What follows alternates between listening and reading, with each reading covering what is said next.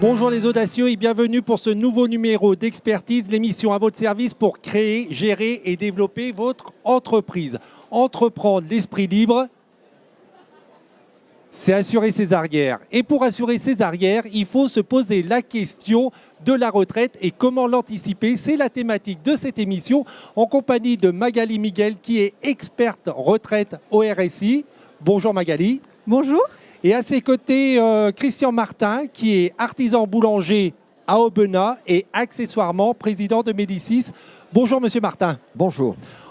Dans à peu près une dizaine de minutes, c'est Jérôme O'Haraud, qui est coach et blogueur, qui est l'auteur du blog Pourquoi Entreprendre, qui viendra une fois encore nous délivrer de précieux conseils. Mais on revient sur la thématique principale de cette émission, la retraite des entrepreneurs. Et la première question qui s'impose, c'est quand est-ce que je dois me soucier de ma retraite quand je suis entrepreneur?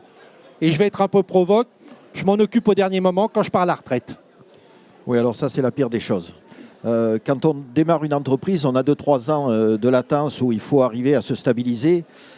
Dès le moment où on commence à dégager du bénéfice au-delà des cotisations obligatoires, qui sont pour le régime de base et le régime complémentaire, il faut se soucier de sa retraite. On sait que la vie d'une entreprise est fluctuante, qu'elle connaît des hauts et des bas.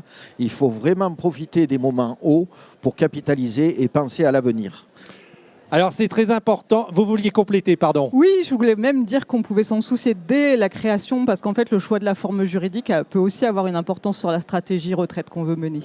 Et alors, comment on choisit le bon statut pour sa retraite? Alors, il n'y a pas de choix unique. Ça dépend vraiment de la situation de l'intéressé. Mais effectivement, en fonction des perspectives de l'entreprise, des stratégies et des chiffres d'affaires, voilà, on peut privilégier entreprise individuelle ou société. Donc là, il faut bien se renseigner en amont. Et qui c'est qui m'éclaire, le RSI ou je vais voir le comptable pour avoir la réponse à cette délicate question? Non, Monsieur Martin, vous opinez de la... Oui, non, je ne pense pas que le comptable ce soit la bonne personne. On peut se tourner vers les chambres de métier et de l'artisanat qui sont particulièrement au point là-dessus, sur ce sujet-là. Mais c'est vrai qu'il faut s'en soucier. Ceci étant, une entreprise, elle peut aussi évoluer et changer de statut au cours de sa vie.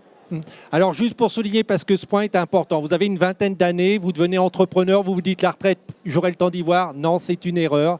Il faut, après 2 ou 3 ans d'exercice, dès que vous avez un bénéfice, commencer à mettre un peu d'argent de côté et à penser à votre retraite. La question aussi qui me titille, est-ce que les entrepreneurs sont comme les salariés, à savoir, est-ce qu'il y a une durée minimale de cotisation et est-ce qu'on part à la retraite quand on veut ou là aussi il y a un âge légal de départ à la retraite? Alors en fait, ce qu'il faut quand même savoir, c'est que la retraite des artisans et des commerçants, elle est alignée sur celle des salariés depuis 1973. Donc ce sont exactement les mêmes conditions. Donc effectivement, il faut avoir cotisé au moins un trimestre. Et puis après, on part dans les meilleures conditions, au moins à 62 ans pour les générations à partir de 1955. Et puis en fonction du nombre de trimestres qui permet de partir au taux plein. Donc là, il faut se renseigner puisque comme ça évolue en fonction des réglementations, ça dépend des générations.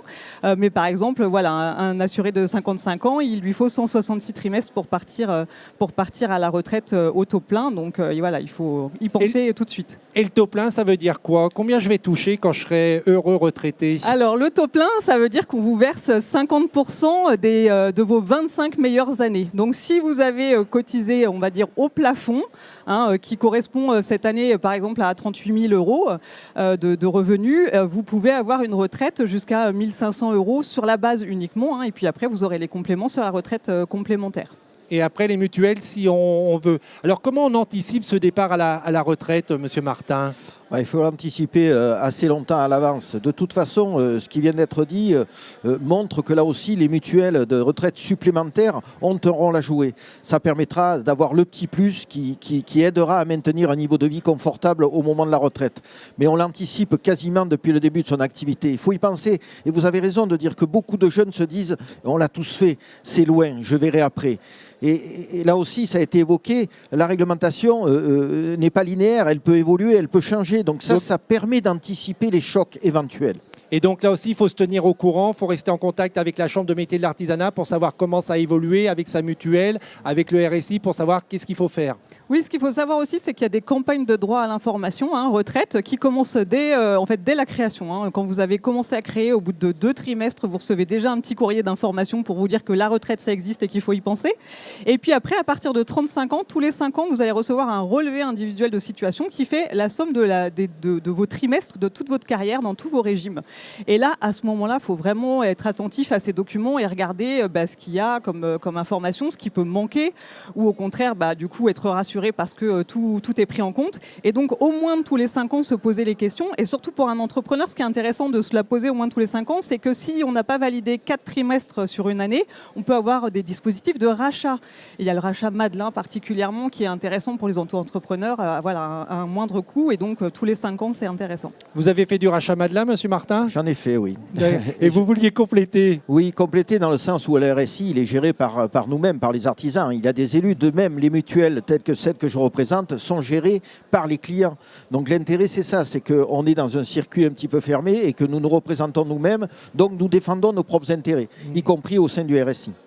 Au moment de la retraite, je vais avoir ma retraite de base, je vais avoir ma complémentaire, je vais avoir la mutuelle.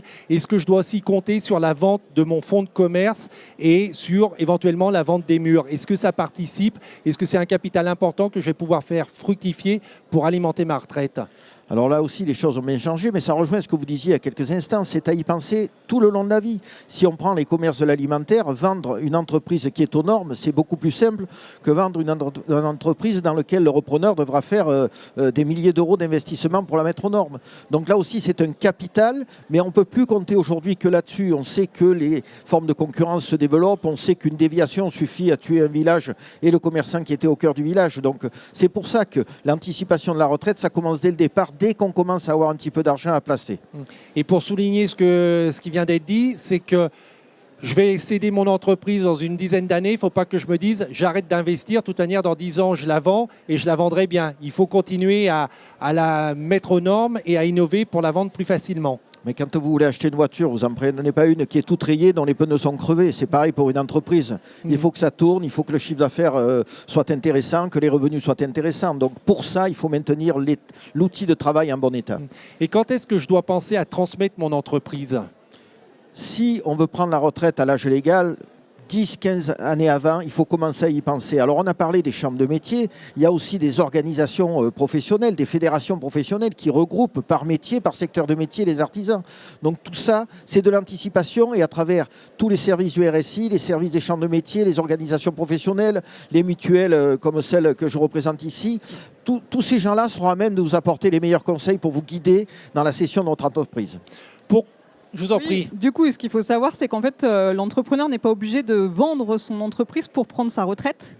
Donc ça, c'est aussi important. Il n'est pas obligé de cesser son activité. Et donc, du coup, il peut potentiellement déjà aussi envisager sa cessation, prendre tranquillement de sa retraite et puis continuer tranquillement son activité. Après, ce n'est pas forcément le dispositif le plus intéressant, mais c'est possible. C'est-à-dire qu'il a cotisé, il a le nombre de trimestres, il a l'âge pour partir à la retraite. Il peut toucher sa retraite, même s'il a toujours son activité. Exactement. Et qu'il peut cumuler à la fois son revenu Exactement, ça lui est possible. On l'a beaucoup dit et je le répète dans cette émission, il faut anticiper sa retraite. Est-ce qu'il y a un dernier message, un dernier bon conseil à donner aux entrepreneurs pour vivre sa retraite pleinement, au-delà de l'anticipation? Pour vivre sa retraite pleinement, il faut vivre sa carrière pleinement, c'est surtout ça. Je pense qu'il faut bien être heureux, épanoui dans son activité professionnelle et se soucier aussi de son avenir et le préparer. Monsieur Martin? Oui, je crois qu'il faut revenir à ce qui a été dit. Il faut dédramatiser la notion de retraite. Les artisans, les commerçants, les indépendants, à partir du moment où ils ont géré ça tout au long de leur vie, ils peuvent avoir une retraite confortable et s'assurer des revenus pour vieillir dans une forme de plénitude et de sérénité. Et contrairement à ce qui se dit, une retraite aussi confortable qu'un salarié? Bien sûr. Exactement. Bien sûr. À revenu équivalent, retraite équivalente. Voilà. Parce que les régimes sont alignés. Voilà, les médias, faites votre travail. Bon, c'est le moment maintenant d'accueillir Jérôme O'Haraud, qui lui aussi a de très précieux conseils à vous donner, vous, entrepreneurs.